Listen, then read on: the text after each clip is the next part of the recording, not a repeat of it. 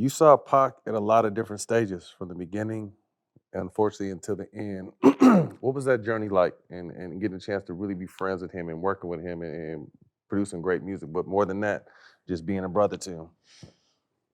Pac was a good kid, bro. When I met him over a sack of weed. He wanted to buy some weed. It was a chick I knew. She called me. She said, I got a dude out here from New York. He want to buy some weed. You got some weed? I said, you know I got some weed. Went to Berkeley, served him.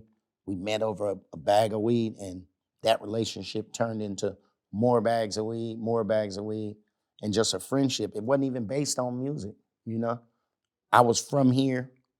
He was new here, and I was trying to give him the ropes. I've always mentored younger niggas, because you can't tell old niggas nothing. Mm-hmm. You feel me? You can't. It's always more competition. I do better with young niggas than women. Women will listen. Young niggas will listen. You can learn. So he was like that. Gave him some game. He was just a good dude, bro. But came from like nothing, like humble beginnings. So he didn't really give a fuck about shit. I remember he had an apartment right up here off of MacArthur. And Atron Gregory, his manager at the time, once Pac's record started doing good, he bought him a Jeep, bought him a brand new Jeep Cherokee.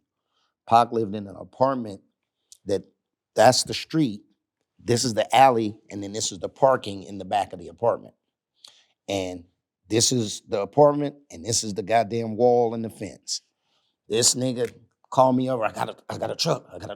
I pull up on him, come to the back. He got a brand new Jeep Cherokee, the black with the gold. Remember they used to have the little gold wheels on them, like a 91. He said, let's go get some blunts. I said, all right. I said, you want me to pull a car out of here? Because he was like, I don't know how to drive. I said, you want me to pull a car out? He said, no, nigga, I got it. Man, we back here, my nigga. We back here. He backs out, comes this way, cuts here. Now the wall, it's like a concrete wall and a wooden fence. He gets right. I said, dude, you getting close to the wall. Bam, the mirror come in. My mirror come in. I said, dude, you on the wall? He dragged that motherfucker from here down the wall, out there, laughing the whole way. He didn't give a fuck. Got out, we got to the store. I opened the door. I said, come look at this. He said, I don't give a fuck. Get in. He just didn't give a fuck about shit.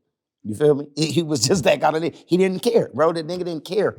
And it got to a point, Stack, where I felt like he started blowing up so fast to where I couldn't keep up with him. Once he went to LA, he started doing the movies and shit. I'm still up here in the town. I got one foot in the music, one foot in the street. I can't afford to go to LA for a week. I got knocks to serve. Them niggas will start copping from somebody else. My music ain't really moving like that. I'm still kind of independent and local. I used to call a nigga. I'd be like, what's up? He said, you in LA? I said, no, come when you get to LA. Click. You hang up the phone. And I just watched this nigga start moving. He started doing the movies. I was on the set with him with the Poetic Justice shit. This shit was the funniest shit. I'm looking at Janet Jackson, and I'm like, this nigga is in a movie with Janet Jackson, right? And she just acting hella cool. We buy his trailer and shit. So he inside the trailer. So I'm outside smoking some weed. I open the trailer door. He in there getting, he getting his wardrobe together. So he come out, and we hitting the weed. Then the nigga take the cigarette from off his ear and put it in his mouth, and he hit the cigarette. And I'm like, nigga, you smoke cigarettes? He like, mm-mm. And he blowing. I'm like, what you mean you don't smoke cigarettes? Nigga, you smoke? He said, I don't smoke, nigga, Lucky smoke. And he's smoking the cigarette and inhaling it. Yeah, and he in character. And like, I don't even know this nigga that I'm talking to. And I'm like, nigga, you sound stupid right now, boom. And it's not Pac I'm talking to. I'm talking to a whole different nigga. And I can't process this because I'm still like, I'm way in the town. This nigga is out here fucking with Mickey Rourke. Like he laying into this shit. And I didn't know his acting background from the schools he had went to. Like I just met him over some weed shit. Like we fucking around. So I'm just watching this nigga move and just grow. And then after I got that letter back from him that I told you, he said Suge was coming to get him, he ended up flying home.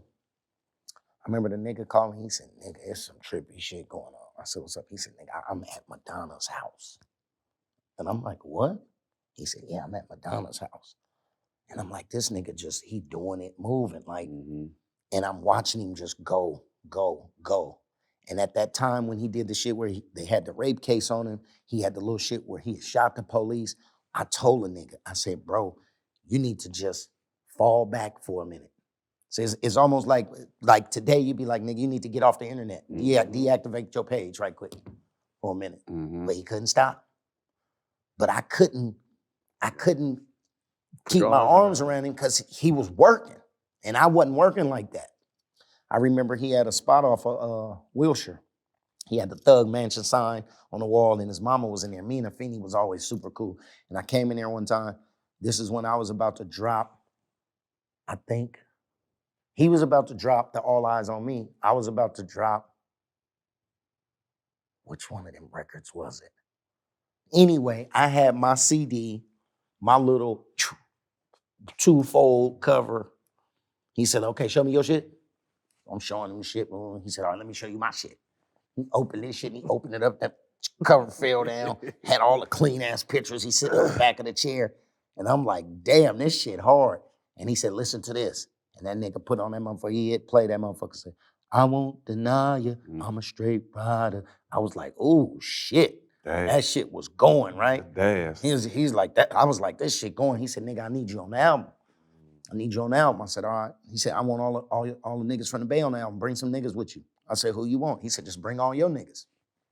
So I made them calls, 40, all the niggas that you heard on All Eyez on Me. I called them like, this nigga Pop won't y'all on this record. So we went down there to the studio and just start cooking.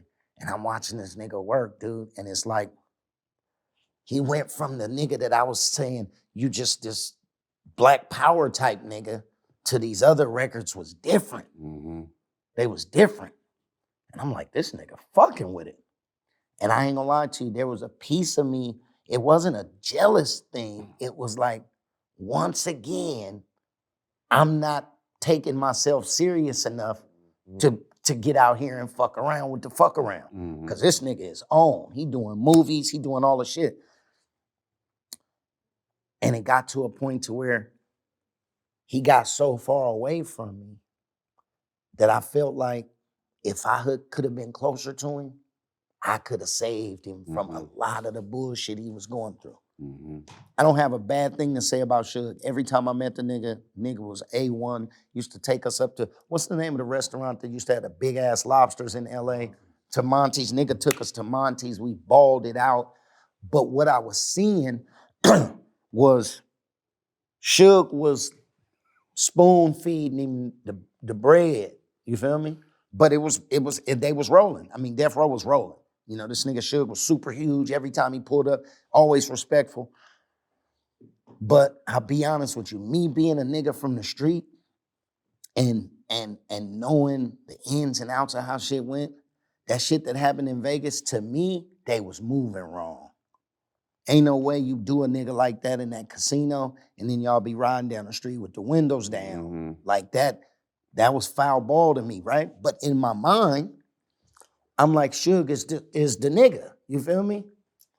And then later on, after Pac died and all that other shit started happening with Suge, with the barber nigga, and then I started realizing, I was like, you know what? If I could have been closer to this nigga, I think I probably could have. But shit happens the way it's supposed to happen. But you always feel like, damn. Because one thing about me is I can see the angles because I done fucked with it. You feel me? Ain't no way you do. I don't give a fuck who the nigga is y'all beat up in the casino. You can never underestimate nobody because you can't see him coming. And Lando turned out to be a bad motherfucker. You know what I mean? Turned out to be a bad motherfucker. Y'all niggas supposed to be bulletproofed up. You niggas supposed to be tinted out. You niggas ain't supposed to be you and him on the strip with the windows down, chasing bitches after you done did a nigga like that, in my opinion. The wrong nigga, though. The wrong nigga. It was the like wrong that. nigga. Exactly. All the people And that's just in my opinion, being being a nigga that come from the shit I come from. So, but shit happens the way it happens. I enjoyed every minute of fucking with the nigga. He was always genuine. One of his biggest problems was he would take anybody and we'd be out in the lobby and a nigga be out there and you see him the next time, he'd be like, oh, this is my brother. Nigga, you just met this nigga. We met him last time when we was in the lobby over there fucking with Stack and Matt. You don't know this. But that's the kind of heart the nigga had. He was just absorbing niggas and he had the outlaw niggas with him and them niggas loved him and he just had this magical shit about him to where he brought everybody up to, I mean, you heard them records them niggas was making. Them niggas was cooking. But the nigga just like torpedoed out. And when I start hearing some of them records, I remember talking to Daz one time. I was like, this nigga seemed like so this is my thing, and I'm gonna put this out there. My mama taught me at a young age, she said, your tongue is a sword. Watch what you let come out your mouth, because whatever you say will happen.